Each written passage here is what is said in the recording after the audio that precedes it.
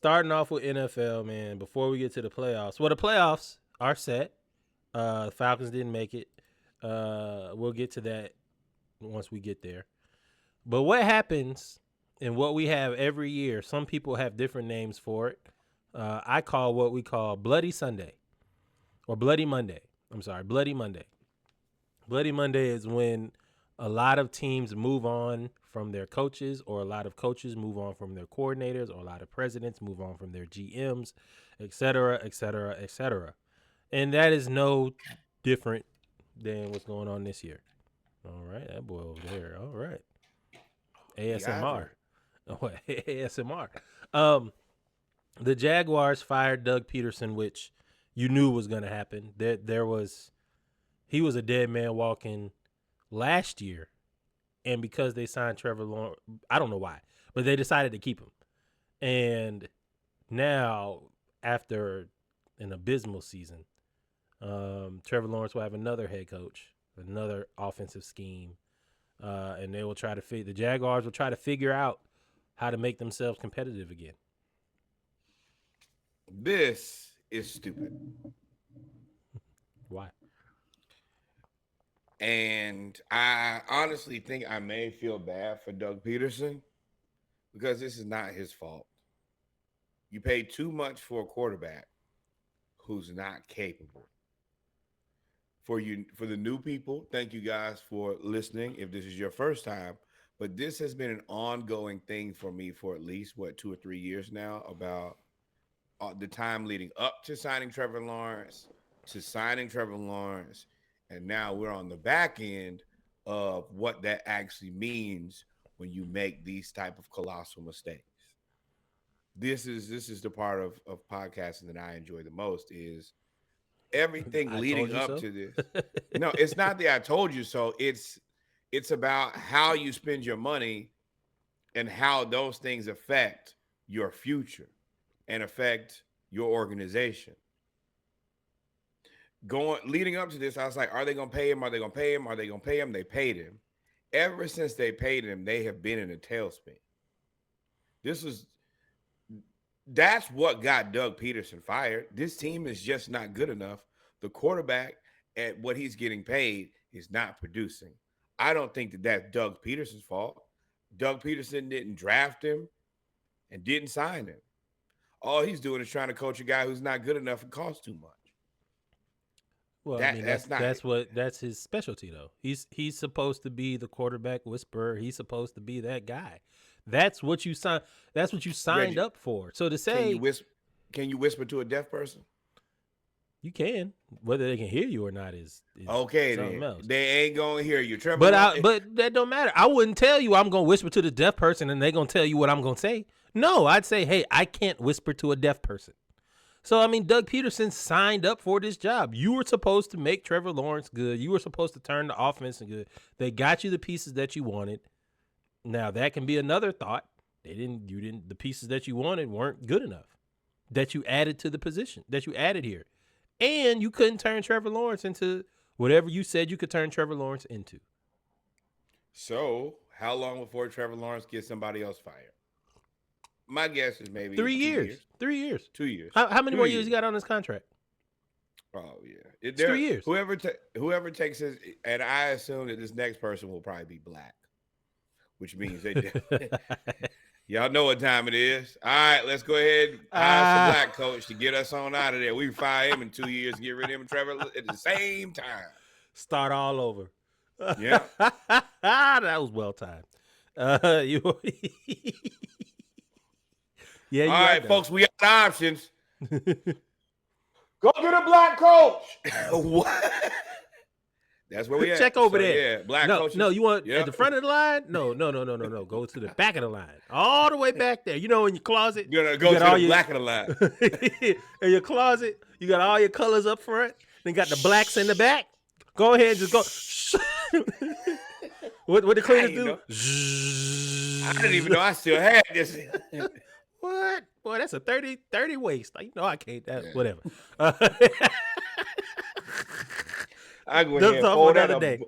I fold that up. I got a whole thing. Look, I don't even need you taking up space no more in this closet. I'll never pass this way again. Living on a prayer. Shall Other never news. So pass this way. talked about head coaches getting fired. We have more. But Wait, did head the coach, Jaguars keep? I think the Jaguars also kept their GM, which is even more egregious. the Jaguars they are battling for worst run organization. I had an argument with a guy that thought he knew a lot about sports, talking about. I said the Bengals are one of the, if not the worst run organization, and he countered with the Jaguars, and I had nothing to say. I was like, "Ha! You might have me on that one because the Jaguars aren't good. They haven't been Right. good." But also you have head coaches that are allowed to keep their job, but when you have to keep your job and you're on the hot seat, normally when the head coach is on the hot seat and he keeps his job, what happens? He fires everybody else. So the Browns have fired offensive coordinator Ken Dorsey. Talk about a fall from grace.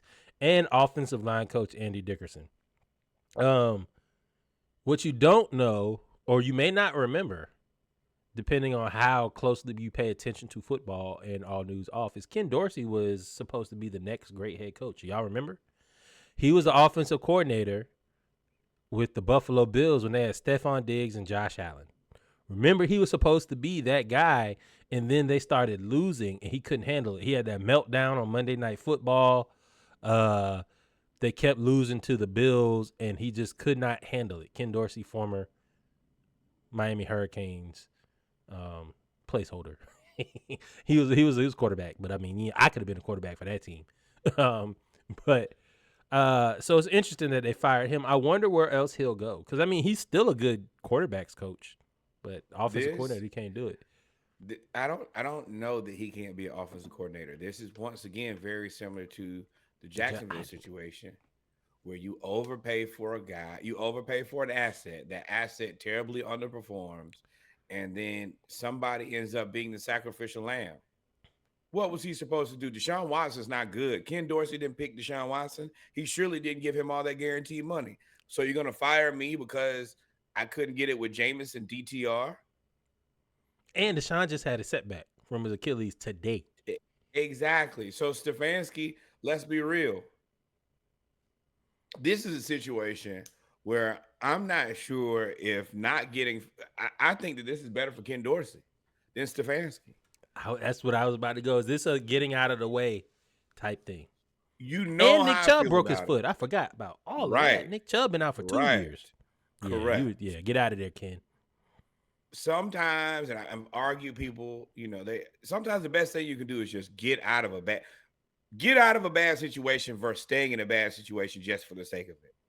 Cleveland is a bad situation with no way out. No deal. Sneaky, what you mean? What you mean? So apparently Ken Dorsey and Josh Allen didn't get along.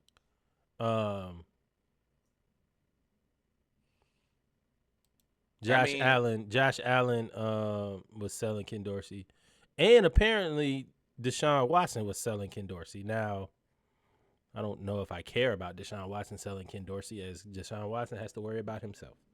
But Deshaun Watson has a myriad of different problems, and also 250 million individual solutions to all of his problems. So I think he's going to be okay.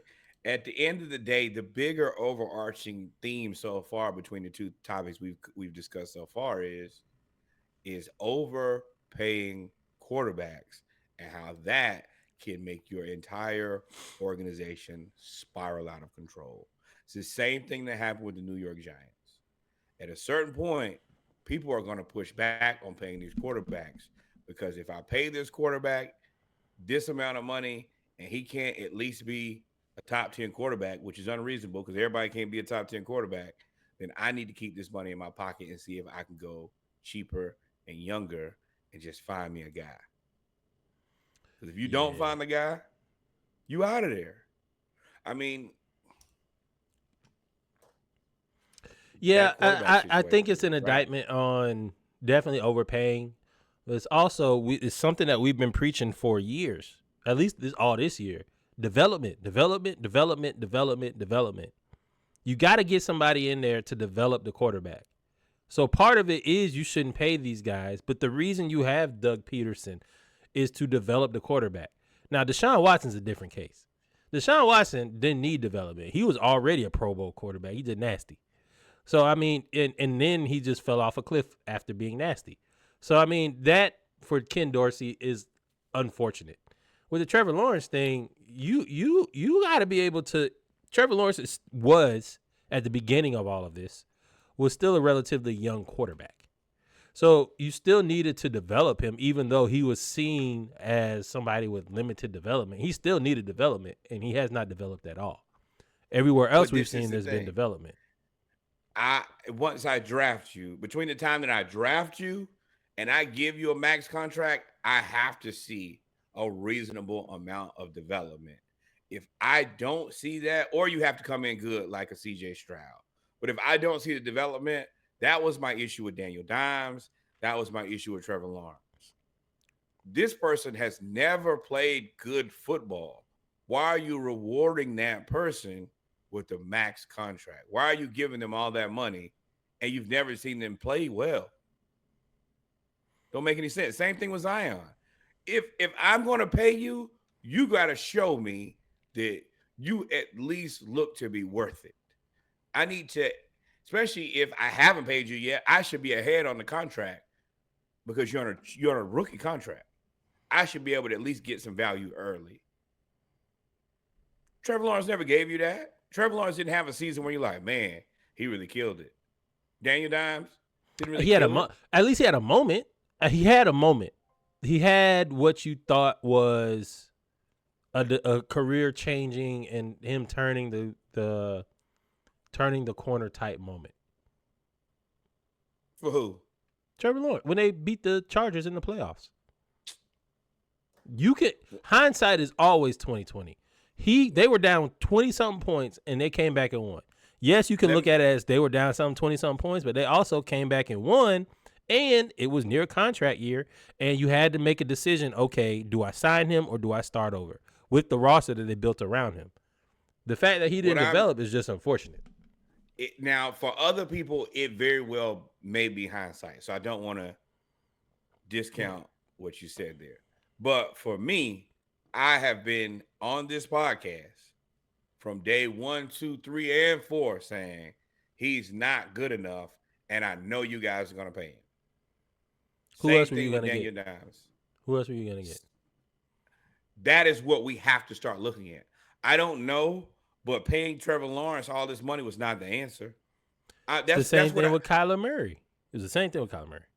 To a lesser degree. Kyler does, to me, show much more promise. Kyler honestly has more issues with, I think that his team was worse. They had coaching issues. I don't think that Cliff Kingsbury was ready to be a coach. But Kyler, to me, shows more flashes. I think that Kyler Murray is probably 10 to 14 quarterback in the NFL. He's not in that bottom tier of guys like, oh, you should be fired. He's just not good enough. He's an overpay, but I feel more comfortable in that overpay because I think that he is surely I think he's just a mid quarterback getting paid too much money. Trevor Lawrence, I think, is a bad quarterback who got paid a lot of money. And I think Daniel Dimes is a terrible quarterback who got paid a lot of money. I just wanted to let you finish saying nice things about Kyler Murray. That's all I wanted to do. Oh, no. One thing that I've always said about Kyler Murray is he's really fast. He's elusive. And the kid's got a cannon. And he'll show it every now. You have never said those things in the same sentence till today. You always you never give him a compliment without a detriment. You never say, okay, you're good. He has a cannon. He's fast. That he can do this without saying, oh, but he plays video games. He makes bad decisions. He's temperamental. He does. And the third. You say that every single time. So for you to go on a monologue here of how he's good. He's very much the Trae Young mold to me where, hey, I see that you got some skills, you have some things that other people just don't have. But the So he's way Cam that you Newton. talk to people, the way which I was one of the first people who was like, hey, this Cam Newton thing is not gonna work out how y'all think it is. And I was the first person to be Yeah, like, that's not on Cam though. Not to me. Not fully. Yeah, Ron Rivera playing a 46 defense in 2010 or 12, 13, whatever. 46. They had I've one receiver every year. I always said that, but Cam Newton to I don't want to like bury the lead. To me, Cam Newton's just a front runner. He's just not a guy who, when you get down, can do anything. And I was proven to be right so many times that I don't even have to have a discussion anymore. But Kyler, I do think he has talent. I mean, this year, But when you're 3,800 down, yards, when you're down, 20 he's not going to do 21 anything. touchdowns, 11 interceptions, decent season. I just think that he gets paid too much to have decent seasons. That's my thing with him. Right. So you had Doug Peterson get fired. You had all of the coordinators on offense get fired for uh, Cleveland. Probably the most shocking, unshocking surprise that we've had was the Patriots firing Gerard Mayo. They leaked breadcrumbs about this for the last 3 weeks, really last month, about how players are not happy with Gerard Mayo, how him calling out people, et cetera, all of the reasons to fire him, which told me and told us, hey, they about to fire him because they kept giving us and highlighting reasons to fire him that I saw versus reasons to keep him. Right? They didn't say, oh, he's a really good defensive mind. He's the defensive coordinator of a top 10, of a top 5 defense, even though the offense was terrible. He drafted, except they didn't say any of those things. The only thing they said was, hey, he's bad. So we knew that they were going to fire him. I can't believe they fired him after one season. I thought he was going to at least get the Doug Peterson treatment and get like a year, another year, and maybe get fired in the season if he was terrible, or at least didn't show any type of improvement. I can't believe they fired him. This reminds me of the Steve, what is it, Wilcox from Arizona, when they fired him after 1 year and they drafted Josh Yep. Rosen. They fired him and got Cliff Kingsbury and drafted Kyler. That's why they Yep. ain't good. They'll never be good because of that. Not until they move on from Right. Kyler. Right. And I think Kyler probably should move on from the Cardinals. But you're exactly right here. You didn't give Gerard Mayo nearly enough time. You surely didn't give him enough assets to be competitive. They have one of the worst rosters in the NFL as far as I'm concerned. And the Patriots have gotten away with a lot more than I think that they deserve. I Mm-hmm. think that we were kind of shammed into the Patriot way and this being one of the best run organizations in the world. I'm calling BS until proven otherwise. I think that Tom Brady fixed a lot more than he was given credit for. And as soon as Tom Brady disappeared, all the success disappeared. All the, I mean, not the making good decisions because they hadn't drafted well in ages and continued to not draft well. Hell, you drafted Mac Jones, that didn't work out. I mean, we're gonna see what Drake May is, but he's got a ways to go to be a hit. So for me, no, I think that the Patriots were able to lean on Tom Brady. Tom Brady was the best soldier that you could have, and now they're just in this eternal tailspin. And if I'm if Mike Vrabel does what I think he should do and go to Ohio State, I think you're really down bad. I think if you get Mike Vrabel, I mean, I'm not sure if Mike Vrabel is going to be any better than Gerard Mayo. And I think that you could be right back in the situation in probably a year or two again. Nothing, and you got to get somebody to want people to want to come to Foxborough to play football. I don't think that Mike Vrabel is that. Well, the way that the players were speaking and the way that everything was coming out of the locker room, Gerard Mayo wasn't that either. And I will say, I don't think that they should have fired him. I do think that he needed to figure out how to be a head coach and how to be a leader of men and CEO of a company. Remember, this is his first head coaching job ever on any level. He was only I think he was a coordinator the last year before he became the head coach. One. Two, you make this move because you're eyeing two teams coordinators and you're putting yourself in a position to get two teams coordinators. You're putting yourself in position to get somebody from the Lions or somebody from the Vikings. Those are the two teams that you're putting yourself in position to get by getting rid of Gerard Mayo. I'm not saying you will. I'm not saying you won't. But I'm saying I think that's the thought process. Number two. I'm saying you won't. Number I'm telling three. you. Oh, go ahead. Oh, go ahead. Let me just. I'm. Nothing is making me leave Detroit and Dan Campbell to go try to fix this. Well, while I say my third point, could you look up the projected salary cap for the 2025 New England Patriots?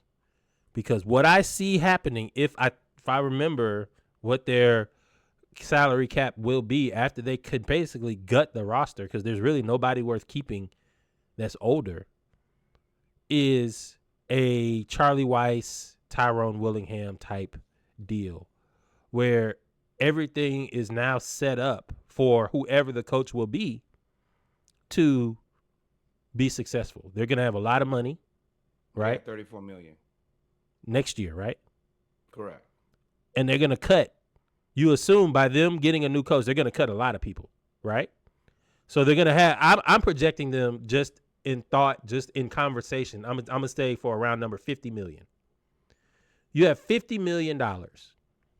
You also have a top.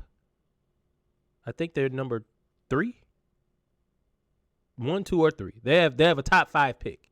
So you're gonna get a new quarterback. I mean, not a new quarterback. You're gonna get a new something to add. I'm assuming something with offense. You don't get Travis. They don't get Travis. Or you're gonna get Travis to pair with is it Gonzalez, who's really good on the other side. I think he's gonna.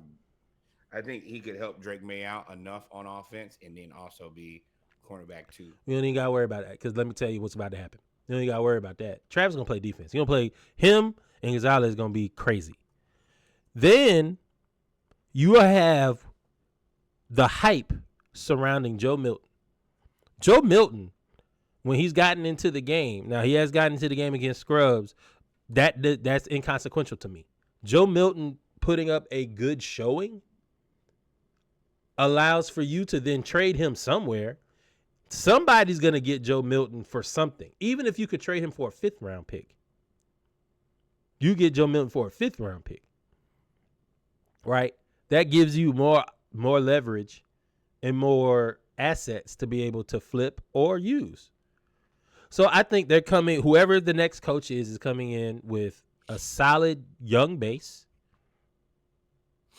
a lot of money, and you'll basically have total control. The next coach is set up for success. Gerard Mayo was set up for success if they were to keep him. But unfortunately, it's just not going to happen. And that's the part that I hate, is the fact that the next coach is going to look like a guru for everything that's already been put in place. They're pulling a Donald Trump. I don't think so at all. I think that this is an organization who is just kind of stuck. Like, I think that Drake May could be okay, but I don't think he's going to be top 10 quarterback. So you have a mid quarterback. The offense needs so much work. So much work. Everywhere. They need every position. Exactly. Every skill position minus you assume quarterback.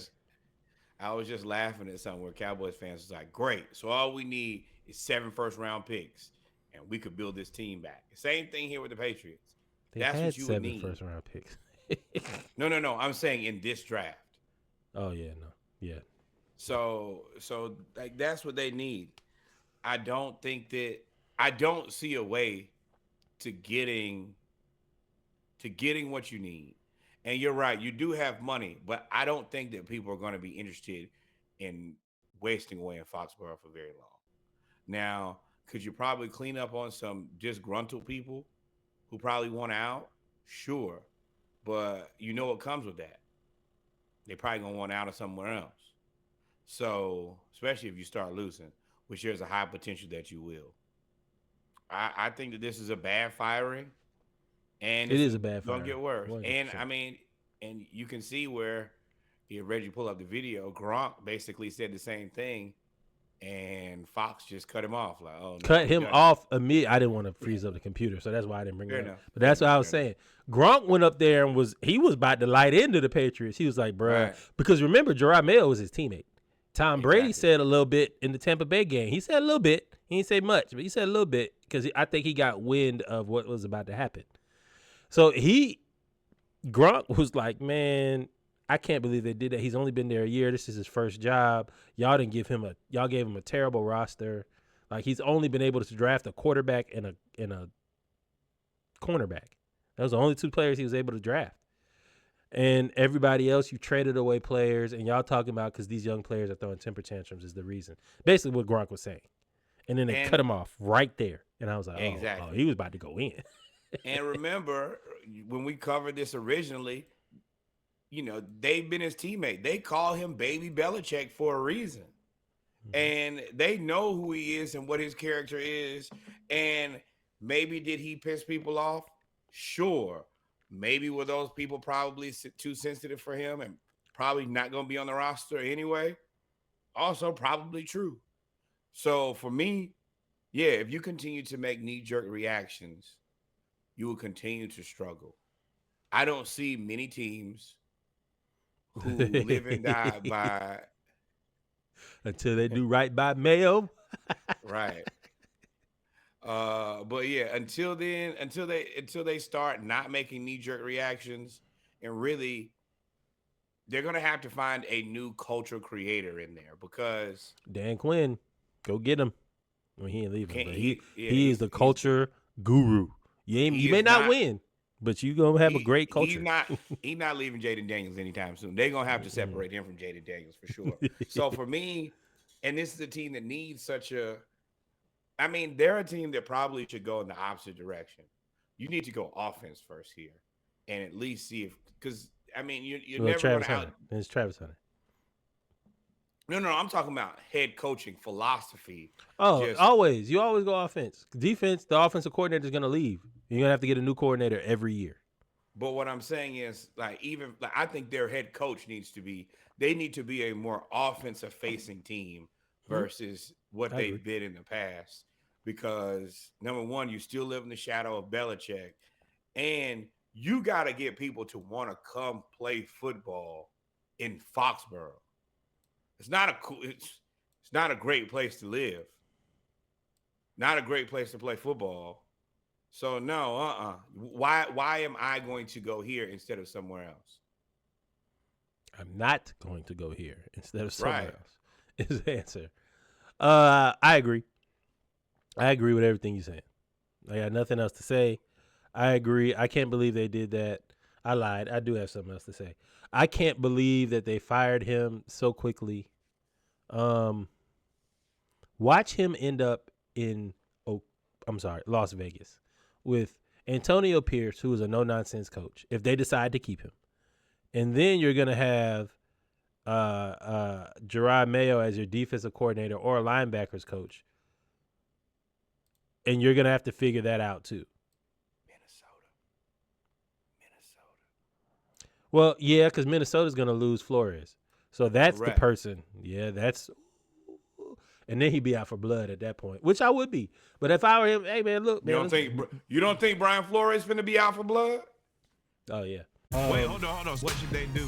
Like, follow, subscribe. Thank you, my friend. Be here for it.